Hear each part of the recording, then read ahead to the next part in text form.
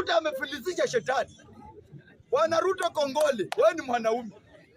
Kama unaweza lamba shetani ashindwe bili ya kulipa rent, wewe ni Mungu wa pili hii Kenya, Ruto.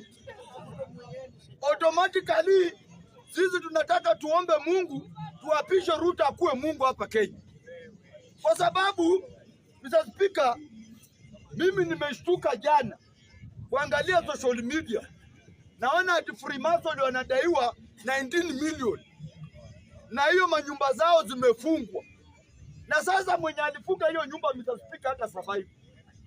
Anaweza nyonywa damu akufe. Kwa sababu huwezi fungia spirit nyumba. Freemason ni spirit. Na tuseme pia Ruto pia yeye amejitahidi. Hii sasa ndio serikali ya hustle. Haitaki mambo ya shortcut. Fanya kazi utoke jasho. Ruto finya hao Freemason kabisa. Hata hiyo nyumba geuza ikuwe kanisa.